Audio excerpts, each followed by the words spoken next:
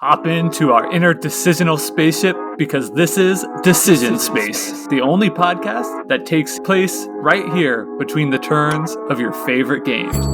I'm Jake. And I'm Brendan. And today we are talking about El Grande, or El Grande. How do we say this? I think it's El Grande? El Grande. Amazing, amazing game. But before we get into that, if you are a pre-planner and you want to pre-plan your next turn with us, we will be covering the game Star Realms next week with a special guest to the podcast, my good friend Paul Solomon, and the designer of Honey Buzz, a game you may know and love. So that should be really fun. Yeah, I'm really looking forward to that. Paul is also a Star Realms pro? Yeah, so he'll probably talk about this, but he won the first ever Star Realms tournament on the app. I guess they just started hosting tournaments, and he won the first one. Yeah, that's awesome. And then later that night, we played in a disc golf tournament, and he won that too. Oh my gosh, why didn't we have on the competitive games episode? I know, right? So looking forward to that. But let's jump straight in to Where Is My Mind? And this week, we're going to do something a little different and talk about one or two games that we are most looking forward to playing when we are able to do game nights with friends again, which at this point is truly imminent. Yeah, I'm really excited. So long as you can get the friends to you. Right. Yeah. Everyone, obviously, you got to stay being safe and make sure everyone's sort of at the same level of vaccination and following CDC guidelines. That's what I would recommend. Totally. What game? So how did you approach this, Jake? Like I have like, if I could force my friends to play whatever games I wanted, I have like my 3 games that I'd run them through. Do you want to hear them? Let's hear it. Okay. So first of all, it's one complete night. So once everyone was there, we'd play a quick game of High Society. Reiner Knizia is one of his auction games. It's like a 20-minute or so game. And then we just go straight to Cosmic Encounter. We play the sickest game of Cosmic Encounter ever, using a variant that we love, which is that everyone gets like 3 alien cards and you get to pick one, and then you keep it hidden until you reveal your power. Also, we have an extra house variant where if you don't like any of the 3 aliens that you got dealt, you can just have 3 new ones.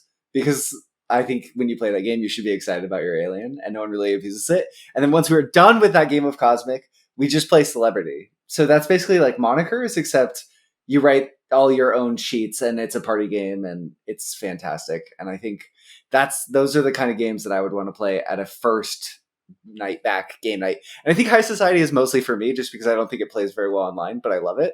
And my friends would put up with it, but then I'd be excited about Cosmic and Celebrity. How about you, Jake? Awesome. Well, I just received my shipping notice for Red Rising, the new Stonemaier game.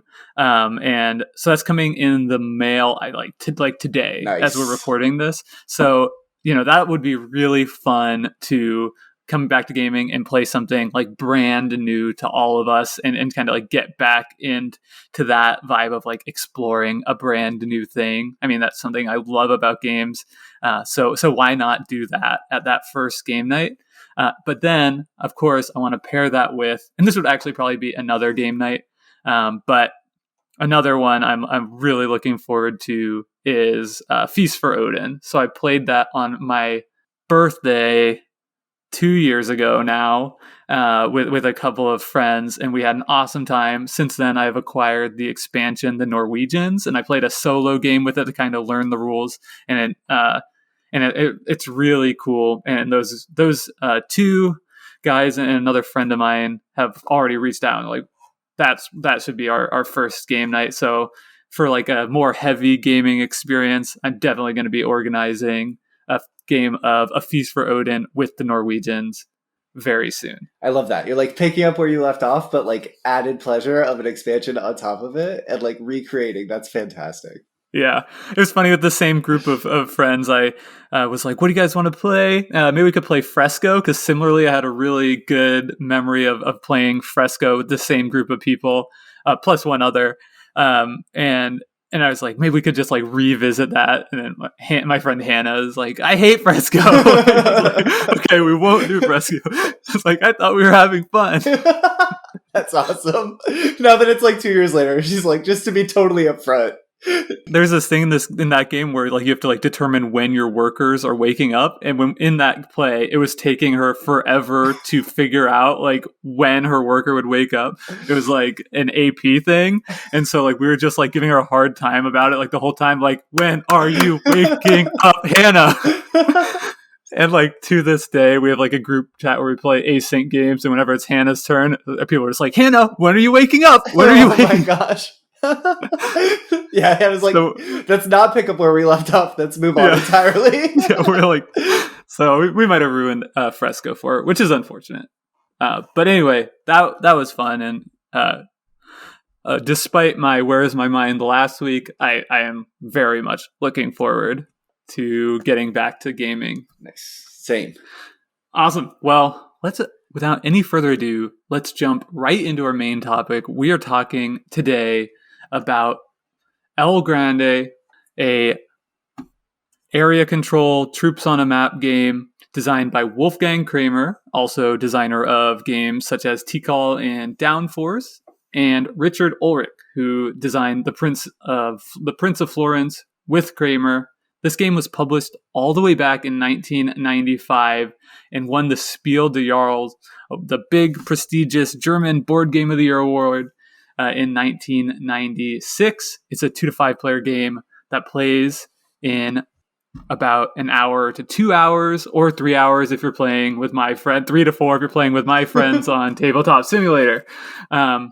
So before we hear your wonderful rules overview, let's just give them our ratings and our slogans for this game. Awesome. I really quickly too, I found this Bill Yar's text that they announced it with, and I think it will contextualize the episode really quickly. I'm not going to read the whole thing. Don't worry. It's like a very large wall of text. But I think the first sentence and the last sentence are sort of interesting. So this is translated from German, so it might not be perfect, just using Google Translate, as I do not speak German. But it says, since the success of Settlers of Catan, publishers have been less shy of risks with more complex game systems. And then it goes on, and there's like probably like 7 sentences, and it says, Wolfgang Kramer, a multiple award-winning author, has put down his masterpiece with El Grande. An unreserved purchase recommendation can be made for lovers of more demanding board games. So I just think that going into this episode, that's very interesting to see where the Spiel des Jahres committee was in 1996. I think that in some ways this sits outside of time, or sits very interestingly, very specifically in 1996, because I'm intrigued by El Grande being called more demanding in terms of board games, especially compared to like the weight of games published today. It's like so quaint and adorable, but it's wonderful. I want to hear your synopsis though first, Jake. All right, here we go. I did, I wrote one down. So here, disclaimer. I don't like area control / troops on a map games. I've bounced off many beloved games in this genre before. I just don't like how the incomprehensible, at least to me, choices of my opponents make these games feel too swingy and too random for the complexity of their rule sets. But today, I'm pleased to announce that a game has finally come along that solves my issues with the genre. El Grande's gameplay distills the area control genre down to the core ideas, removes opacity from the system that allows players to really engage in mind games with their opponents, all while making the genre more accessible to gamers of all types. Coming to El Grande in 2021, after playing games like Blood Rage, Game of Thrones, and Innis, the gameplay feels modern and refreshing. Wait, this thing came out 26 years ago? El Grande is the definitive area control game for me. I'm giving it a 9.7 out of 10. Absolutely love it. What? That's amazing. Okay, that was so good, Jake. Here's mine. Like discovering an album out of time, El Grande made me feel like I was listening to the Beatles as a teenager, but only in board game form. 9.5 out of 10. I also love El Grande. This game's amazing. Actually, I take it back. El Grande at my first board game night, assuming I could find a copy because they're very difficult to find right now. Like no other game I've played over this year has made me more want to play it live with people. This is like the one I would pick. So I think that actually makes it our collectively highest rated game so far on this show. Yeah, I think so. What we're pretty, like, I mean, that's pretty high. 9.6 average. That's pretty high. Like, we're what, like less than 1 away from a combined 20? Yeah, that's amazing. All right. Well, before we get into our discussion of this game that we both love, let's hear Brendan give us his amazing rules overview. El Grande is an area control game in which players vie for control of 8 different regions and a Castillo in 15th century Spain over 9 rounds. At the start of the game, each player is given 13 power cards ranging in value from 1 to 13. These cards are used to bid for turn order and also allow players to move caballeros, their influence tokens in the game, from their provinces or their sideboard to their court or their active area, more or less where their caballeros wait to enter into a region on the board. Lower value power cards, these cards are weaker for securing a favorable position in turn order, prepare more caballeros for play on the board, so there's a trade-off there. Once a card is played, it will never be returned to a player's hand outside of some special actions, so players must decide carefully when to utilize cards of different values throughout the course of the game. Each round, 5 unique action cards are revealed from 5 action card stacks on the table. These cards represent the available actions to the players in a given round, allowing players to score a specific region, manipulate caballeros on the board, move the king marker, manipulate the scoring value of a region, cause caballeros to decay off the board entirely, and an array of other valuable effects. After bidding, in descending value of power cards played, players select one of the revealed action cards to carry out on their turn, removing that card from the available actions for the other players remaining in the turn order. Cards in each of the 5 stacks also correspond to the number of caballeros a player may move from their court to the board and range in value from 1 to 5. While cards bestowing 1 to 4 caballeros always change from round to round, the 5th card is the king card, which allows players to move the king marker and move up to 5 caballeros from their court to the board, and this card remains available every round. The king marker stipulates 2 things: where caballeros cannot be placed, the region the king occupies, and where they can be placed, only regions adjacent to the region the king occupies. Manipulating the king is a key aspect of playing El Grande. Once every 3 rounds, a scoring round occurs. In this round, players first score the Castillo, a special region on the board that's available to all players to be played into always. Then players simultaneously and secretly choose a region to move their caballeros that they've placed in the Castillo to a new region on the board. And following that, the remaining regions are scored. After 9 rounds, the players with the most points is declared the victor.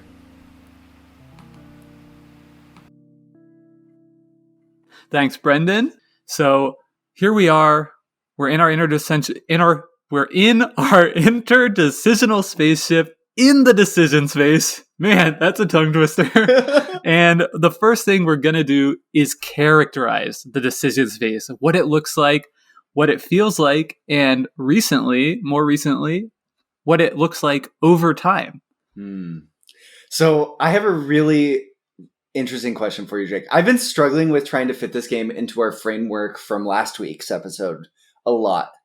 But I feel like there's an argument that El Grande is a static decision space game, or something very close to a static decision space game.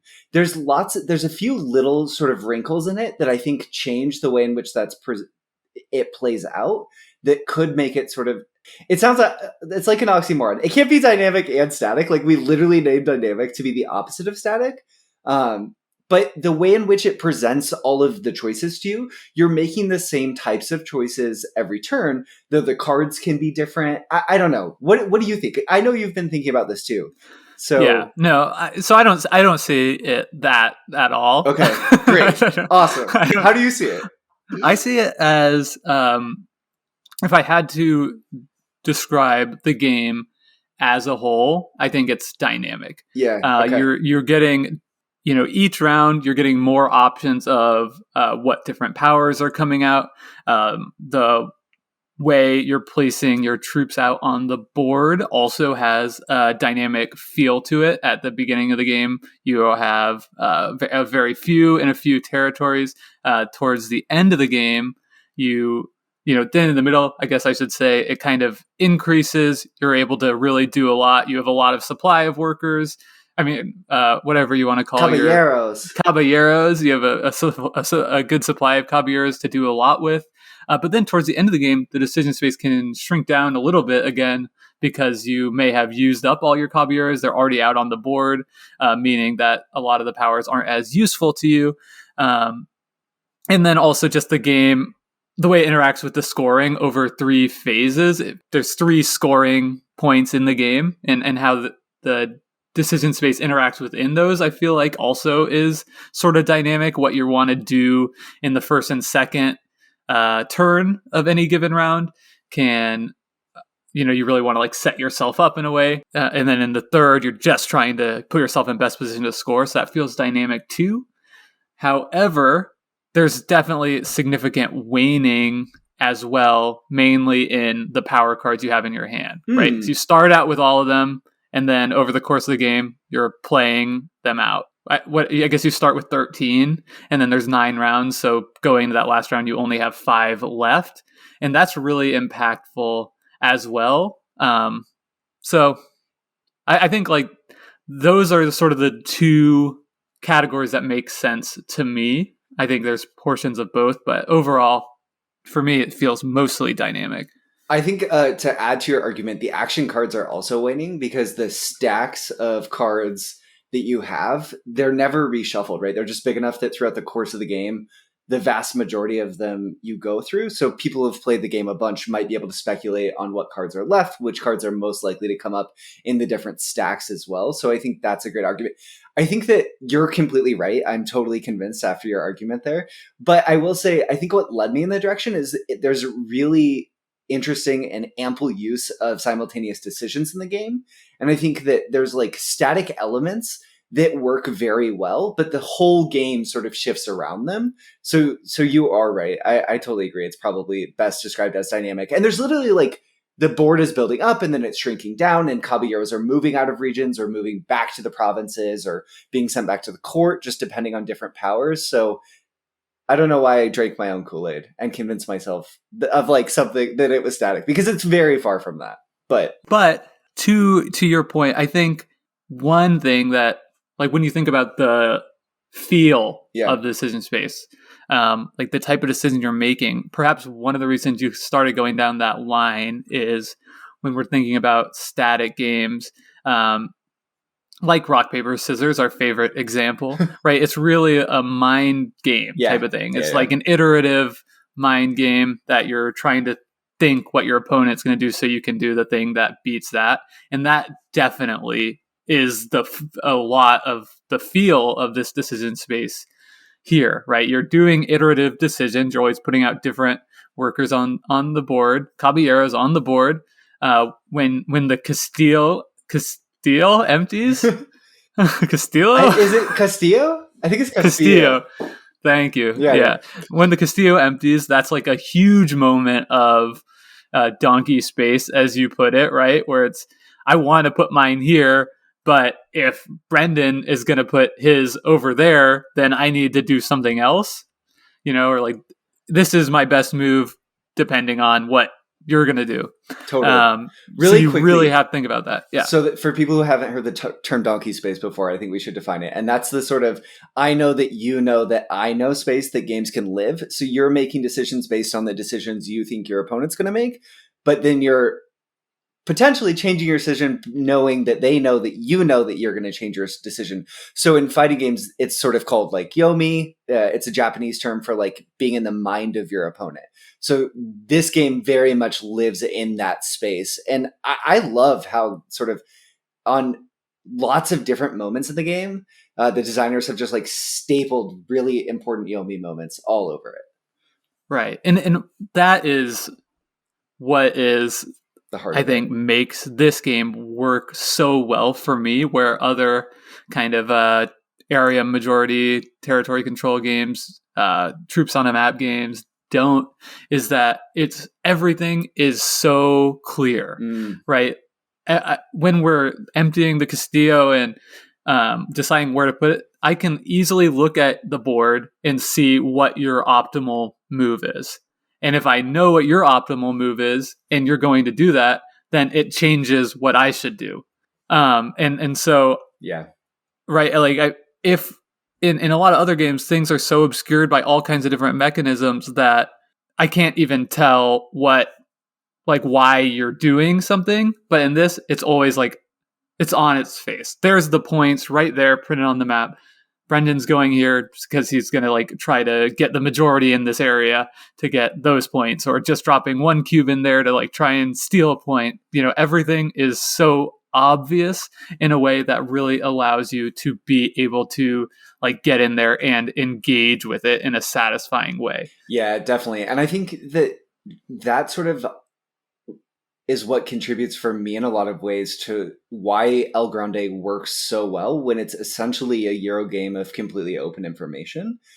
Especially, so playing in tabletop, there's a few things where it's open information, but functionally some of the information might be hidden from you or obfuscated, and you're supposed to utilize your memory, which I think for me is one of the ways in which the game doesn't feel modern, but is better for it. So when people put their cubes in the Castillo, they're sort of supposed to say how many cubes they put in, right? Or when people play power cards, only the most recent card according to the rule book is revealed. On Yucata, this is all open information, and I think that makes a lot of sense for a digital implementation. And I think that in some ways, a modern sort of design sentiment would say that you shouldn't do things like this. You shouldn't have a ton of information that has to be tracked by the players because they'll feel like beholden to tracking that information. But I think it's really interesting that the design of El Grande just basically says there's so much open information that you're not going to be able to track it all. And even if you could track it all, to your point, Jake, you can't always, it doesn't mean that you can make perfect decisions then. It just means that you have more information to make a more educated decision about what ultimately is going to end up being a simultaneous choice that you don't know which way it's going to go. So it just fits so nicely together. And there's lots of really dramatic moments in the game. And I don't know, what's your take on that sort of question of open information? And I played a couple times on Tabletop Simulator without perfect information of knowing what was in the Castillo, and the way it played out was pretty interesting because I found there were times when it was difficult to track, and I played unoptimal because I didn't know do I need to put 1 or 2 in to win majority, or and that can really matter, but also there are times when like I remember in the last round of one of the games, somebody's like, oh, how many cubes does like Matt have in there? Is it 4? And then somebody else is like, yeah, it's definitely 4, 100%. Because like everybody knows like Matt's in the lead, and like we have to watch him like a hawk. And everybody's sort of incentivized to like share that information so that somebody can like drop in more cubes than Matt. Was it 4? It was, okay. I think, yeah. It was, and it's pretty easy. I mean, if you really want to pay attention to it, it's not that bad. But yeah, I think like it's kind of fun in the way that it facilitates table talk too. Because at other points in the game, it's like, do you have any in there, Jake's like, I don't know. Like, I think I put a couple in there. It's like knowing I didn't have any in there, like that kind of thing. It's just a lot of fun. Totally. So yeah, I liked it both ways. Yeah, I think that I totally see why the implementation on Yucata works, but I also love that it gets to have that dramatic moment and leads to the table talk in person with the Castillo. Yeah, absolutely. Well, let's kind of hopefully, I mean, there's a lot we could talk about here, but I think, hopefully that gives you like some general sense of the type of decisions or the type of decision space of the game overall. And now we'll kind of get into some of the systems and the specific decisions you get to make in this wonderful game. So let's just start with the power cards. At the beginning of each of your turns, you will bid a power card in sort of an interesting open information auction type of mechanic. And I think this is a really fun decision, but I'm curious what your initial thoughts are on it. So the way in which the power cards, every power card, you have power cards 1 through 13, 13 being the most powerful, in which you get to move 0 caballeros from your provinces to your court, and 1 being you're definitely going last, but you get to load up your court with 6 caballeros. I think that this system without the sort of court provinces system wouldn't be anywhere near as interesting. But the second it gets overlaid on the way in which you refill your court, and you get to have one, you carry equity over between rounds potentially. So if you like make a decision where you load up your court early on and then you don't get a power card you want, but later on you can bid a really high card and then make up for it. It's so brilliant. Like it works so well, and the rules overhead, it is maybe the most complex aspect of the game. I would say that's like teaching it live to some people. This was definitely the part that was sort of like, it took like a little bit. It's like, wait, hold on. Just because it's like, you've got the court, you got the provinces, you've got what's the other one? I guess it's just the board. The board, I guess. Yeah. Spain. So, yeah, Spain. But yeah, so I mean, that does take a little getting used to. But like, it's not bad once you get in the start of it, and all the information is really cleanly, shown on the cards. Totally. And it all makes sense, right? The higher ones gives you less, ability to prepare your caballeros to go out onto the board. And then the lesser numbers give you a lot, and a really important benefit of whoever goes the last goes first to bid in the next round. So if you're sitting there with your 13, and we should say that whoever, you can't repeat somebody else's number. You have to either go higher or lower than them. So if you play the 13, you're guaranteed to go first. Nobody can top you. So a really good strategy is, playing a low number in the second round or the second turn of any given round to guarantee that you can bid the 13 in the final scoring round to secure the king and put it on the region that's going to give you a lot of points so no one else can mess with you. Yeah, I feel like what's so interesting, you called it an auction mechanic, and I think fundamentally it is, but you have so much agency, it feels like, because there's just enough numbers based on how long the game is, and you have some ability to get them back, that I felt like my decisions based on what actions were out and which card to play, the amount of skill that could be applied was very, very high. Like generally I felt like when I made a wrong decision, I was pretty punished. And also when I made a smart decision with the power cards, I was generally rewarded. And there's some really high impact decisions that they allow you to make. And I don't, it's so well balanced too. Normally balance is like not something that I care about in a game, but I think in this specific system, it's so important for ensuring that there's equity among caballeros that get placed, even if you sort of bid wrong. And it just, this system is so smart and it works so well and it makes you feel so clever. And it's just, I don't know. It's really good. Why don't other games use this system? I don't know. Well, okay, so I guess I have two points about it. Two more points about this. And the first is that I think it feels a lot more like a real auction when you're playing live. Person, sure. Because, I guess the Castillo is one obvious place where hidden information comes into play. But when you're playing live, what really is important is what cards people have discarded. Yeah. And tracking that is really difficult. You might have a sense like, okay, I know this person played a 13, or was it a 12 they won with? Like, and not knowing specifically who has their 13s left and who doesn't is a huge.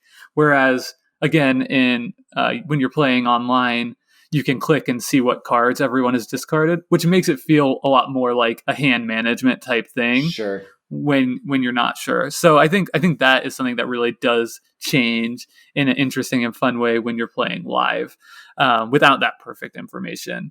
And it makes it a lot easier. The other thing I'll say is it makes it a lot easier to make mistakes, which I always like when games allow you to make mistakes and when you know you've made a mistake. And like when I was playing with my buddies in a 4-player game, when we had a round of bidding and I played the 8 and that ended up being the lowest card played in the round, I was like, wow, like that was a huge error because, I could have played the 1, I could have played the 2, something lower and enabled so many more resources. So that's really fun and how you can how different bids go out are really fascinating, because you can get there's ways you can get so much value. You could like win a whole round off of a 7, just depending what other people are trying to do, what they're going for, what cards are out there, how many Castillos they have in their provinces versus the court.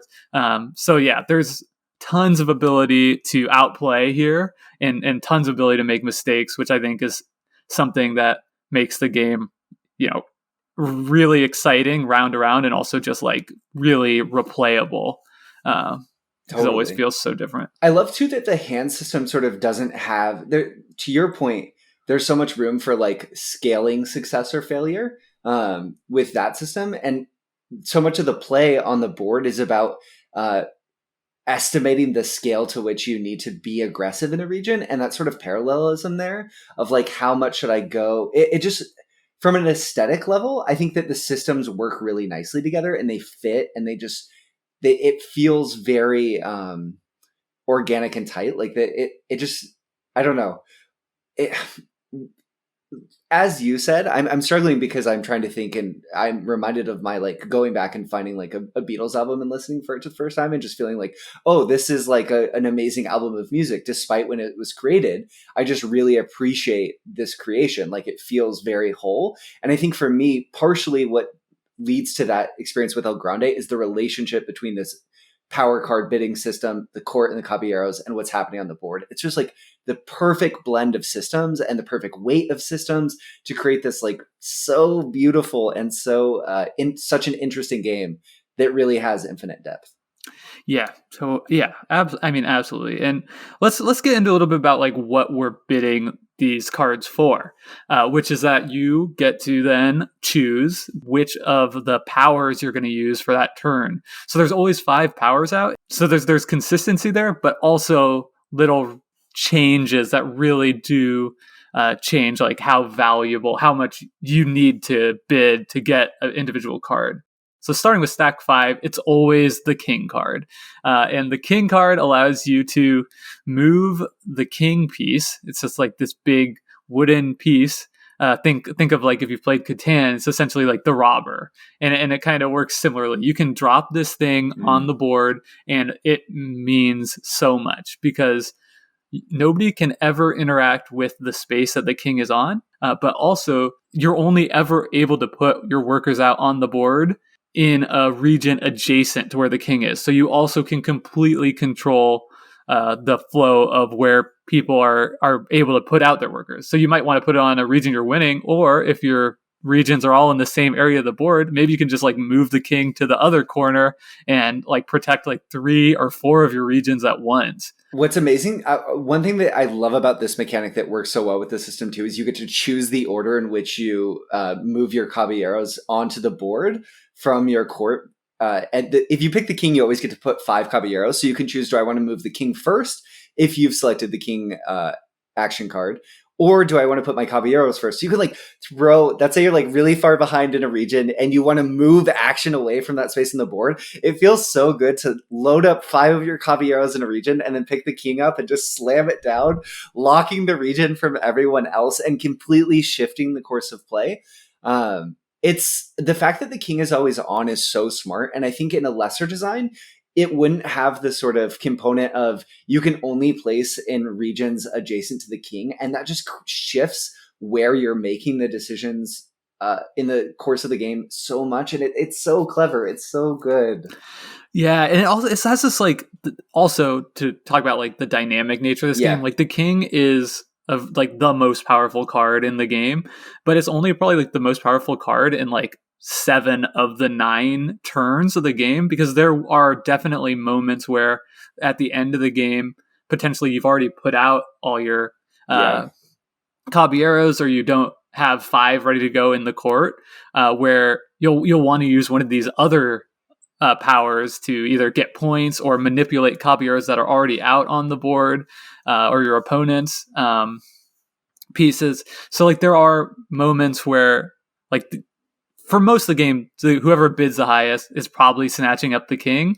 But there are like these few moments where just like the dynamics of the game create a situation where like, actually, no, I'm bidding that 13 because I just need that special scoring card to ensure, because it's worth like 20 points to me. Yeah, definitely. And I think partially that's it happens too, just because there's so much happening on the board that you can't always be sure of the consequences of your king move unless you're going last, in which case it's pretty unlikely that you're going to get the king if you're going last. Though it does happen sometimes because, like you were saying, Jake, the way that the cards can align and the way that those overlay with the board means that certain cards might be really valuable one game and might not really feel that valuable at all in another. It's very cool. Yeah. So just really quick, besides the king, there are 4 other stacks of cards. On these, rather than just being the same card, there's actually a little tiny deck. So you'll rotate through different powers in each round. As you mentioned before, once a power is used up, it's gone for the game. But there will always be a 5, the king, and then the 4, 3, 2, and 1. And those numbers indicate how many of your caballeros you get to put out on the board in addition to taking the power. So if you take the 3 card, you'll get to then you activate that card and put out 3 of your caballeros. So long as you have 3 in your court. So long as you have 3 in your court. So just to give you a general idea, the 1 stack is interesting because it's only 1 worker, but generally this gives you the most ability to manipulate the caballeros that are already out on the board. And you can do some incredibly powerful things with that. So it becomes really important later in the game when you might not have as many caballeros in your court because they're already mostly out on the board.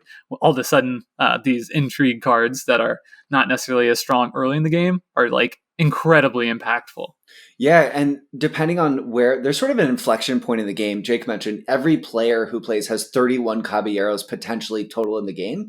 And usually somewhere in the final third of the game, there's going to be an inflection point where most of the cubes are on the board, depending on where power cards are. And all of a sudden, caring about moving new board caballeros on the board like matters very little, but moving them around can matter so much. And yeah, I think that the intrigue cards in general can make you feel so creative in how they play out. And they're also some of the most deterministic cards. Yeah, like I think there's one that's just move any 3 cubes out on the board, any 3 caballeros out on the board. And if you're skillful with that, you could take a move that like costs your opponents like a cumulative 30 points by like taking away somebody's majority, making them tie somewhere else, which then hurts both people because they both have to share. The way scoring works is if you're tied, you both share the lesser reward. So something like that late in the game can just be incredibly swingy, especially if it's in that last round, like right before scoring or something like that. And I also think just to your point about kind of the dynamics of getting your caballeros out on the board, that is a trick that even after playing this game a dozen times or so, maybe not quite that many, maybe like 8 or 9, it's really hard to master, like getting the pacing of that right. Yeah. I frequently find myself either at the end of the game where I still have like 4 to 6 left over that are not out on the board just because I wasn't able to use my bidding cards appropriately to get enough into my court. So I'm like wasting the ability to place them out with the powers, or I've got all mine out and it's like at the very beginning of the 3rd round, which is like also not ideal because then it's easier. They can get, I guess, because they can just get like stuck in a region to where ideally you want to win a region by just 1 caballero because then you'll be most effective. But if you're sitting there with 6 of your caballeros in a region and nobody else has any in there, it's like those are not doing. It's like, yeah, you're going to win the region, but that's not doing much good for you. It feels so bad. Yeah, you feel dumb. Yeah. So I mean, I think that again, like it's really tough to nail that balance just right. So the other stacks, we'll sort of go through them quickly because I think the game doesn't shout at you what the stacks are really, and I think I love that because the players don't really need to know. The more you play, the more you'll sort of get a sense for what they are and sort of the types of cards in them. And then it becomes really clear sort of what the different groupings are. So like Jake said, they sort of share effects. So the second stack, you always get to put 2 caballeros here, again, if you have them in your court. And these are like sort of thematically around decay. So it's about like moving cubes back to the provinces or back to the courts. There's also 1 special scoring card just like peppered in there, again, to give you some sense of variety. And boy, was I surprised when I booted this up on Tabletop Simulator, and there's a veto power that pops up in the 2 stack that allows you to hold it onto it to veto any power of any player in that round or the next round.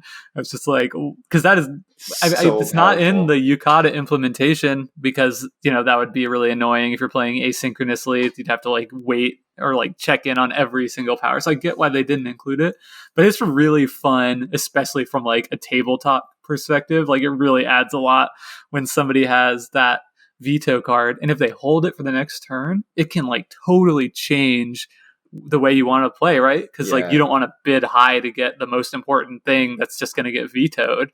So it could even like potentially enable you to win, or gain a more powerful effect in the next round, just by holding onto that thing. So that's awesome. Both times we played, my friend Matt got it, who's like the most like take that guy ever. So he's just like, I can't resist this. Like this is perfect. Threw down his 13 to take the veto. Yeah, like pretty much. And I appreciate that there's only 1 of that power. Yeah. The game shows a lot of restraint in that way. So the next is the 3 stack is just generally all scoring cards. So there's different valued regions on the board. So there are regions that are worth 5 points or 6 points if you have majority. So the 3 stack generally what it does will say like score. If you take this power, you can score all the 5 regions, or score all the 6 regions, or score the region that has the fewest caballeros in it or the most. So it's all scoring. And this is like, I think this was something that took me like a little bit to kind of get my head around when playing with this game, which is that like these cards are so incredibly important to winning the game. I think it's really hard to win this game if you're not using the scoring cards at least a couple of times to get points, because it's hard to get enough points just from the end around scoring alone. Yeah, same. I would say that in terms of signaling, that's one thing where when we first sat down to play, when I first played the game, I also sort of didn't realize exactly how important picking up some chunks of points from the scoring cards were. I was like, okay, I'll just do well in the rounds and then I'll have a shot at winning. And you really have to know when you're supposed to be fighting for a scoring card and taking it, either because it's really, really going to help you, or you have to deny it from someone else. One thing that's really interesting about the scoring stack too is that all of these powers don't affect the board, and they're all deterministic. So there are some scoring cards in the next stack, stack 4, where you do this secret disc scoring. So there's a component in the game that has all the regions on it, and you set a region secretly so you can do that simultaneous reveal like we were talking about earlier. And those come in this 4 stack, so you get a little bit of an extra incentive to use that because you don't know how it's going to play out. But again, El Grande, high agency, the scoring cards allow you to just, what's going to happen on your turn. And it's so smart that it works that way. Yeah. And it kind of goes against like my modern board gaming instincts, where you're like early in the game, it's like I need to just focus on like building my infrastructure, like getting guys out on the board. Yeah. But like, if a savvy veteran player is able to grab 3 scoring cards and score them in the first round of the game while you're too focused on like getting stuff out, it's like you may never catch up, or probably won't. And it's like, it's totally possible that someone just from the right card coming out the first time and they're just the regions aligning to get like 18 points on your first turn or something really wild like that. And it's amazing. So and so that's just another fun, like tempo is huge in this game, and being able to like pick your spots, like when do I need to go for the scoring cards, or even sacrificing tempo to pick a scoring card that's really good for somebody else before they do it. That because you can also choose you can pick a power and choose not to activate it. So it's pretty rare that you want to do that, especially in like a multiplayer game, right? Because like, why should I be the one that sacrifices my tempo to do that? But like, if nobody does, then it can be sort of good game. Totally. And there are times where you'll be in the lead and you know you have to deny someone a card, which those become really important and impactful moments where you can maintain your lead if you deny this one card. So your whole turn shifts. And then it almost becomes a little bit of a catch-up mechanism because you have to take a hit to your tempo, like you were saying, Jake, to make sure you stay in the lead. And it gives everyone else a little bit of time to sort of get a little bit closer. All right, so stack 4, as you mentioned, is just variety. There's all kinds of different stuff. You can move the king. There's a weird scoring. There's a ways to kind of like get more people into your court from the provinces. So generally these are kind of weird. They can be really, they fluctuate so wild. Yeah. I think one of them is like evict, which allows you to like clear everybody else's caballeros out of one region, which when I was playing, I actually ended up winning the game with one of the 2 games we played with our friends. And the only reason I won it was because the evict card came out the very, very last turn of the game, and I was able to get it and like end up securing like a 8-point scoring region to win by like 2 points. So it can be huge, but a lot of times it can just be weird. I don't really like the secret scoring one. Why not? So that's the one that says like everybody picks a region to score, and if 2 people pick the same one, then it doesn't score at all. Which to me, that's the kind of thing I generally don't like in these games, where it's like it just adds that extra layer of opacity to where it's like, okay, everyone is just gonna score the ones they want, but somebody might make like just a totally random decision to like screw someone else over, and you can't trust anyone. So it's generally like, unless I just really needed it, all it also doesn't give you any inherent advantage by playing it over anyone else, right? So unless I just really needed to put out 4 workers or 4 caballeros and the 5 had already been taken, like why am I spending my turn activating this power that gives me no inherent value? Yeah, it's interesting. In some ways it feels like this isn't something we've talked about a lot, but I think El Grande is a good example of a game with set pieces. Like the Castillo functions as that, where once every 3 games it's going to come out and be this really exciting moment where it's built into the course of the game. You're going to have this moment of tension and then release. And I think the secret disc scoring is another thing where, so some games organically, you're going to have those moments come up at different points. And I think this ensures within the design that at some point you're going to have an exciting reveal. So from that perspective, I enjoy it. And I think it's fun that it has the double think, because if I know that Jake really wants this region scored, I might pick that region thinking Jake's going to pick that region. But then Jake might know that I'm trying to block him from going that region. So he's going to go somewhere else. And then I end up selecting the region that Jake wanted, and then Jake gets to select another region. So I think that that's really interesting and lets you and invites you to get into the mind of the people you're playing with, which then, like you said, Jake, reinforces the table talk. So I totally see why it doesn't work, but I feel like it plays into the design so well. Yeah. Let's move over to talk a little bit about the Castillo. And we've mentioned this a little bit, which it's, instead of placing your workers on the board, you can always put them into the Castillo, which is this tower that at the end of the game scores as its own region, and then enables you to put those caballeros, secretly determine where on the board they go, and then you proceed to score to every other region. So it allows you in some ways to count a single caballero twice, which is huge. But it also creates that interesting tension of, if you put 5 in there, then you're going to get to score, and then you're going to go put them in a region. You're probably going to win that. But then those 5 caballeros are kind of stuck, and you can really kind of tie yourself in knots by then you end up in that situation we described before, where you have like way too many of your caballeros guarding a single region. And that movement happens simultaneously with everyone else, just like the secret disc scoring.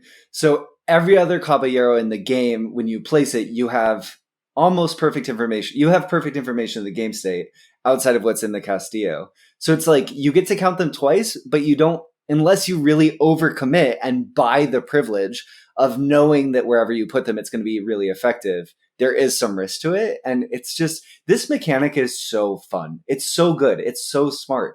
The fact that you do sort of get to double count them, and it functions kind of as this like mini game on top of the game. It's really cool. But also the king plays into it too, because you can't go into the king's region. So it might be such that you're investing a bunch in the Castillo trying to go to this one region on the board. And then right before the scoring, someone else moves the king directly to the region where you were investing all these in that you're trying to double count, and your plan just falls apart. And there's always something you can do to try to pivot back, but you could really overinvest and then be punished for it too. Yeah. And because of the Grande cube, which is wherever your Grande cube is on the board, if you win that region outright, you get a bonus 2 points, which matters. Yeah. It feels like a lot. It feels like you really want to win that region. So what I find myself doing a lot is if I've got my Caballeros in a region, especially when I'm playing online with perfect information, it's like if I have 4 in my region with the El Grande cube, with the Grande cube, with the Grande, then I really want to keep track. If I've got 4 in there and somebody has 1, but they have 3 in the Castillo, I know that like my lead there is not secure. So like it really makes me want to either put another one in there or put one in the Castillo myself to ensure at any given time that nobody could swoop in and take it.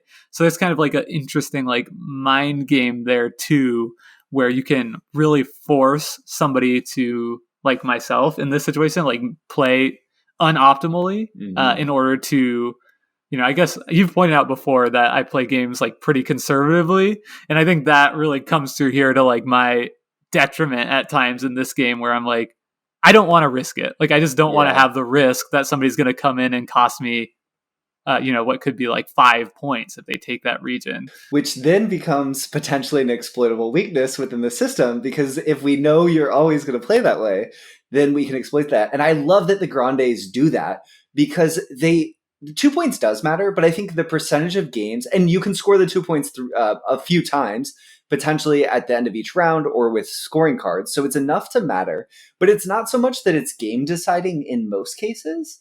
And it's just enough. I think the signaling is almost as important as the points, right? The game isn't about the Grande cubes, but it matters enough that you care. Great. But you also, right when you start, you sort of say, okay, this is the region. This is my region. I'm going to win this is my region. Home. This is my home. It's the homeland. I have to care about it. And it creates it puts a little bit of you into the board that aren't temporary. The Caballeros, they're all temporary. They might come and they might go, but your Grande cube, it could be moved, but really it feels like yours. And I think that leads to the sort of table talk. And it also, I think, gives players that little bit of extra, a game where you're making, if there's 2 regions that are 6s and everyone has the same amount of cubes except for the Grande, and you're trying to decide where to put your cubes from the Castillo, it's just if you were deciding between those 2 regions, it would just be a true coin flip, a true 50-50. But in some cases, the Grande just inverts that a little bit and gives you that little bit more to think about and chew on in the decisions. And ultimately, the simultaneous decision is still random, but it just makes it that much more interesting. And this is yet another example of like, oh, this game is brilliant. This Grande cube, you could have just left this out of the design. It'd still be an amazing game. But because it's there, it's like the cherry on top that makes it so dang good. Totally. When I was playing with my friends again, when I first taught them, they're like, "What the hell? Like, you get to start with your cube in the region worth 6, and mine's in the cube worth 4." And I was, trying to tell them, like, trust me, like that doesn't matter at all. And in fact, I think it might be better to get to start in the 4 valued region, because people are less incentivized to come kick you out of your home. Where it's like, if you're right in the middle of the board on a 6. Like, good luck holding onto that thing, because people are going to be coming for those points and contesting you. So I think it's really awesome in the way that it just completely, without any rules overhead at all, it totally self-balances. Totally. All right. Well, let's move on to the secret disc and kind of get into some of the decision space around this. Brendan, do you want to kind of lead us into this segment here? Sure, absolutely. So we talked about the secret disc a little bit earlier, just because it sort of organically comes up in some of the scoring cards. But I think one thing for me that was really interesting about the Secret Disc, Jake, is just how it's the sort of second time in the game, the first being the card bidding system, that the designers put what Richard Garfield in Characteristics of Games calls a von Neumann game, which is really just like a simultaneous choice game. So like Prisoner's Dilemma or something like this, where all the players are making a decision at the same time, so they don't have the input of everyone else's choices to factor into their decision. And I think we mentioned that is like sort of in fighting games, people call that donkey space usually, where you end up in the I know that you know that I know. And it leads to really rich games. And I think that for me, the inclusion of the secret disc is sort of the glue that sort of holds the game together in a lot of ways, because it puts just enough like little bit of randomness and excitement into the game. Yeah, I think that's really interesting observation, and that's a new term to me, the von Neumann game, and it does add a lot here. I think it takes such a delicate hand to incorporate this mechanic into a game in a way that it feels satisfying and not random. Yeah, because we've talked about that in the past, that what your opponent does in a game is essentially a random input to your perspective. And I do think it can feel kind of random at times, what people are doing. And I've played games of this where it feels like, oh man, somebody just kind of threw the game to somebody else because, collectively we needed them to block the leading person out of the space. So I think like this is historically something that really rubs me the wrong way about a lot of other of these territory control dudes on a map style games that I've played before. But here, because everything else is clear, all the other information is clear, you can so quickly look at the board and see what's going on, and it's just punctuated through at these certain times throughout the game, as opposed to like every turn being a random order or something like that, which you find in like the Game of Thrones game. That it's still palatable to me and satisfying. Yeah, I think importantly too is it's used just enough to not become the game, but enough times that it stays interesting and exciting. I mentioned set pieces earlier, and I think I sort of glazed over how I was utilizing that term. But I think in general, one of the real successes for me of El Grande is that there's those few moments, like in a movie, you have those really important, memorable moments that when you're done watching the movie, you'll always remember them. For me, like, I don't know, there's a couple, I think Christopher Nolan movies are really effective at this in terms of like, in Inception, there's like the twisting room in one of the dream scenes with Joseph Gordon-Levitt that like I don't really remember very much about that movie, but I always remember that shot. Or like even in his Dark Knight movie, that like I don't remember a ton of scenes in that film, but I do remember when the Joker and Batman are having a stare down with like their train and the bat cycle or whatever. I don't even remember, but there are these like dramatic moments that you walk away from, and I think that El Grande does a really effective job of that. Yes, Jake, it's a metaphor that doesn't include food from me on our podcast. You're welcome. I love that metaphor. I think, no, I totally get what you're talking about, because walking away from a game, especially like a big complicated Euro, you might feel like, oh, that was a really satisfying strategic game and experience, but you don't necessarily know like this was the moment that it turned. Like this was the pivotal thing where I won or lost it, because it's just so incremental throughout, hundreds of variable actions over the course of the game. And here it really does have these moments where you're like, this means a ton, and it's very on its face. Totally. Yeah. And it's dramatic, and it's just so smart too how the designer integrates these. And I think I wish that more Euro style games had these sort of set piece moments where it's sort of a different moment of action compared to the core gameplay, but punctuates it and is dramatic and exciting. So I love the secret disc. I think it's an important part of El Grande and a really cool game component. Yeah, and a weird shout out to Christopher Nolan movies, but there you go. So do you want to talk any more about the provinces and court system? I know we already sort of touched on, that the fun that can be had there and trying to really just navigate that process over the course of the game to have it, working with you and not like against you.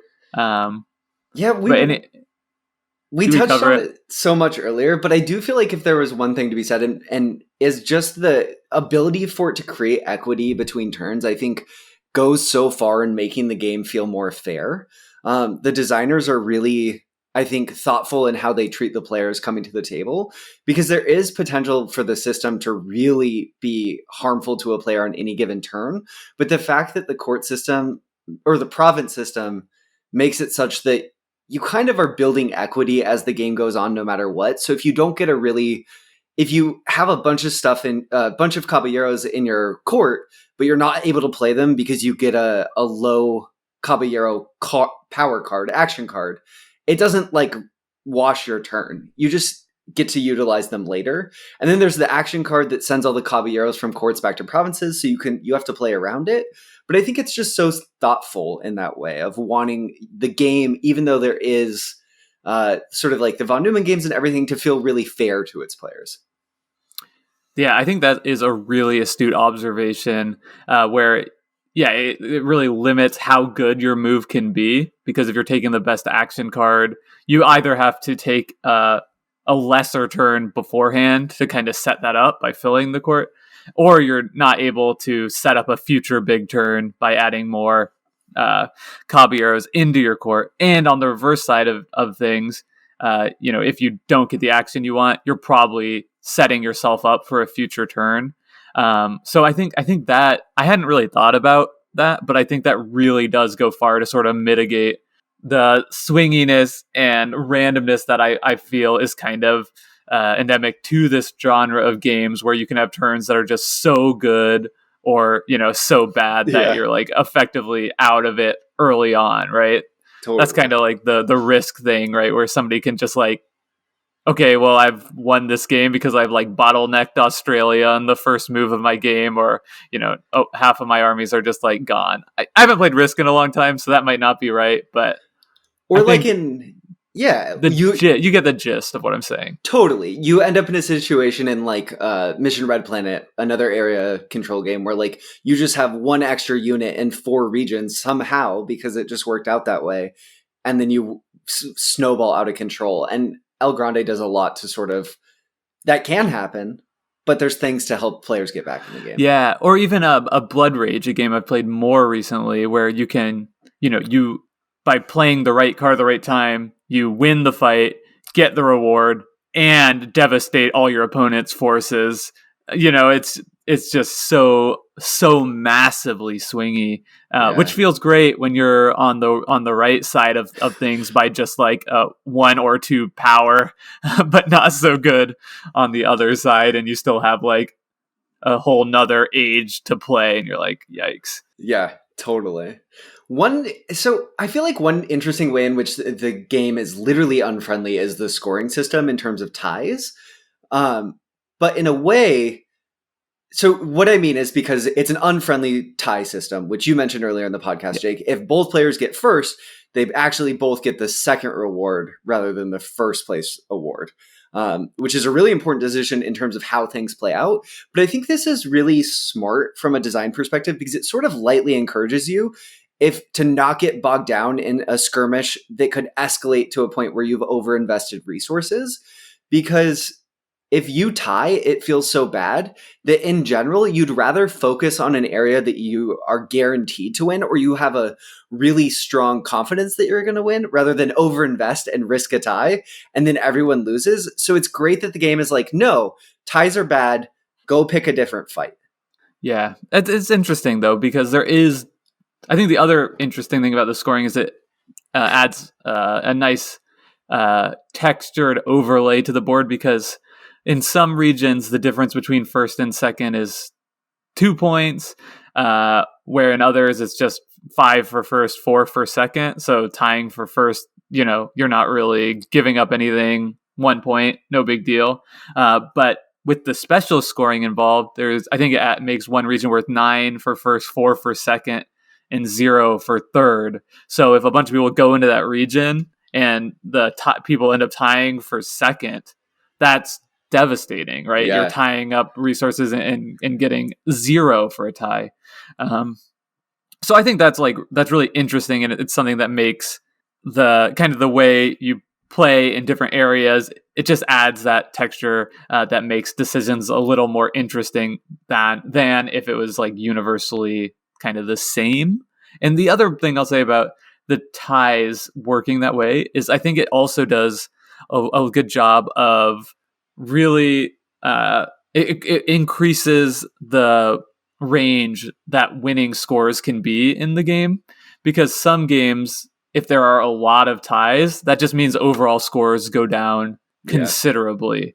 So just playing this game, I've in the 2 games with with my friends that I played live on Tabletop Simulator, they were kind of like, what the heck? Like, how do we all do so much better this game? And then we kind of realized that, one of my friends felt in the first game, my friend Matt felt like he was out early. So he just spent all of his time just like trying to like screw people over as much as possible, like creating ties all over the board. He like dedicated his whole game kind of to that as a strategy to get back into it. And it just made everyone's scores go down so much, which I think is cool, because it means like this game really can play out differently. And it's not like, okay, I need to achieve this many points for a winning score. You can sort of have different strategic tracks to victory. Yeah, I love that. I feel like one of the other strategic tracks to victory that like can play into it a little bit, or I guess maybe even is just an interesting tactical decision that comes with the scoring system in the game, is also the mobile scoreboards.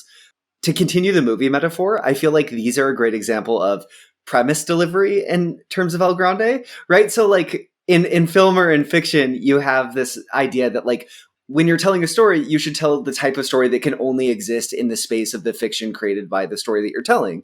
And that's what makes your story unique, or your film unique, or your book unique.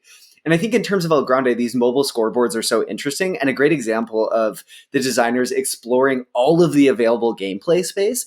I don't think mobile scoreboards is somewhere that a lot of designers go to in terms of their game, but it just gives one more way to sort of for players to engage with and manipulate regions, even if they're not wanting to participate by adding cubes to those regions, or sometimes you use the scoreboards on your own region.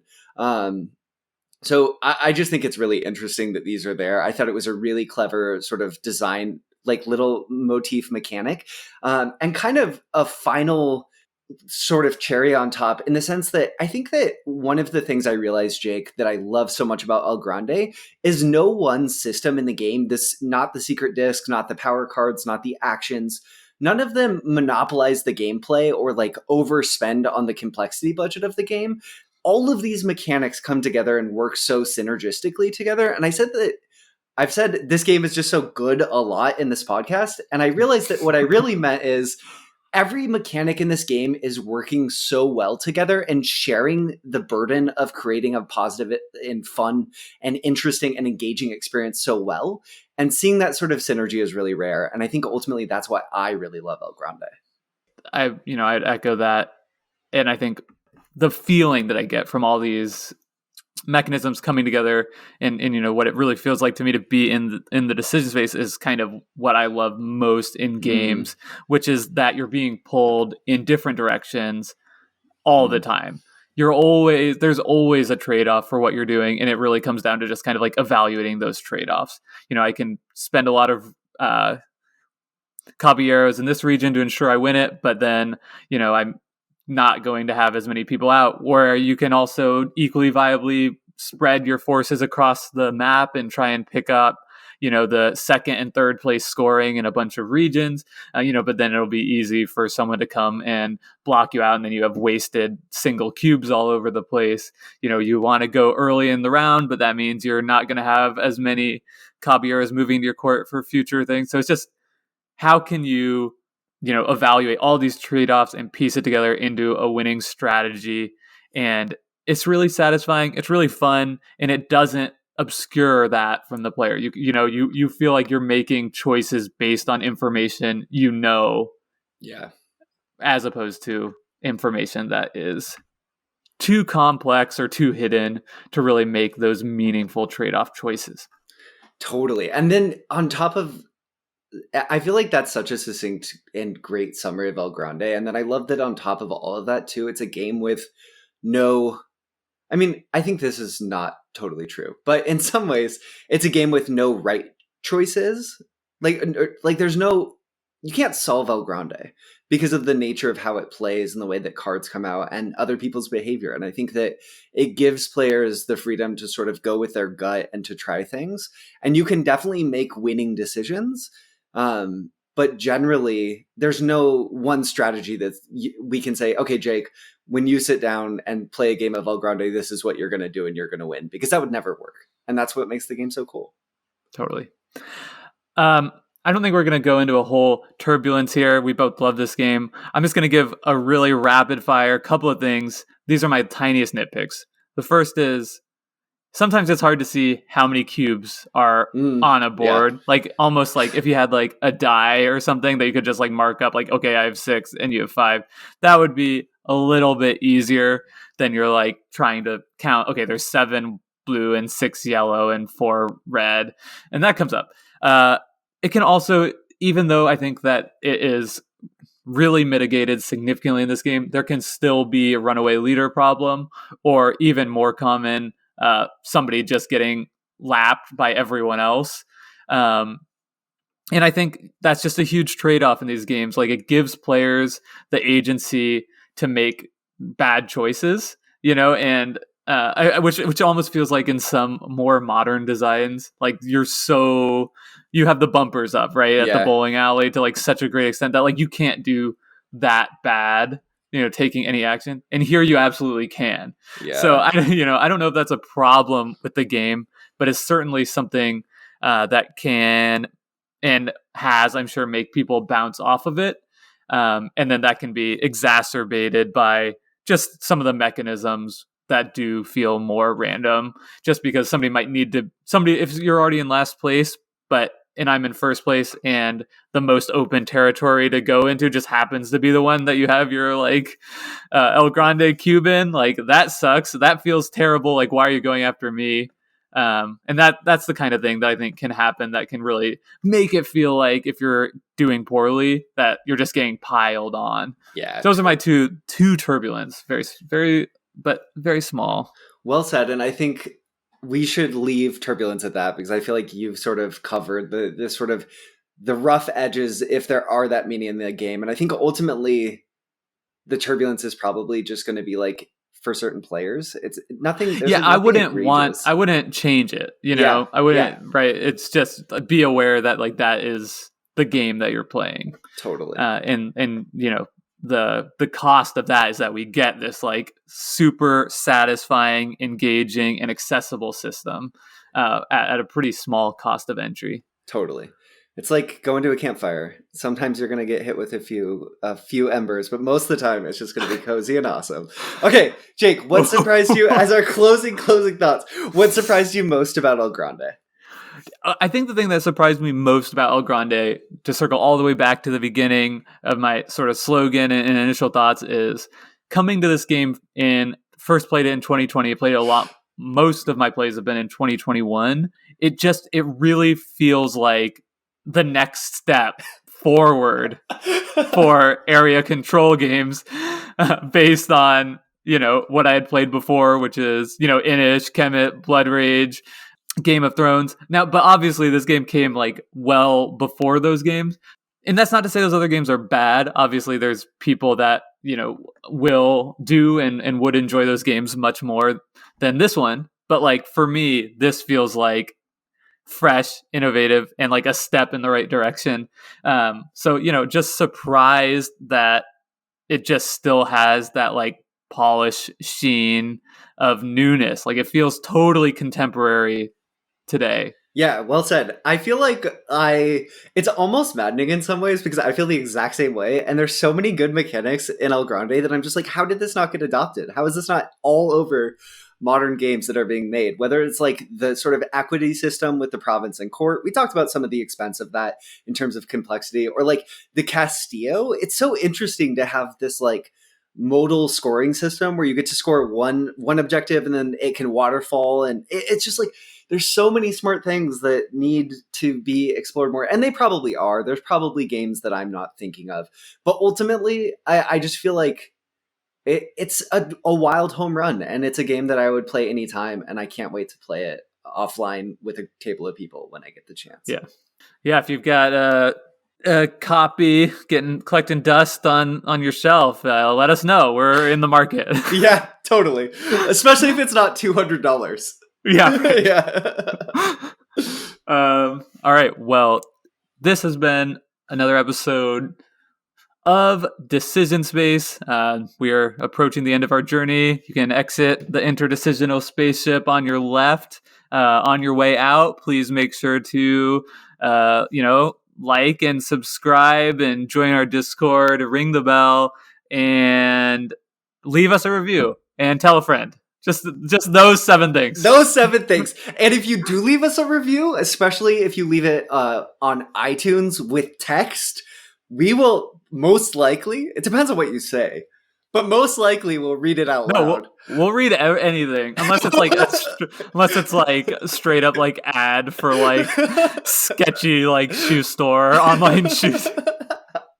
Oh my gosh. If it's about this podcast, we'll read it. You'll be our first review. Yeah. It would be so exciting. So with that, thanks for this journey in our interdecisional spaceship, and we'll see you right back here. We'll have the ship all fueled up for Star Realms next week with Paul Solomon. Sounds great. Take care, everyone. Bye, y'all. You are now exiting the decision space. Thanks for listening. Please take care and enjoy the rest of your game.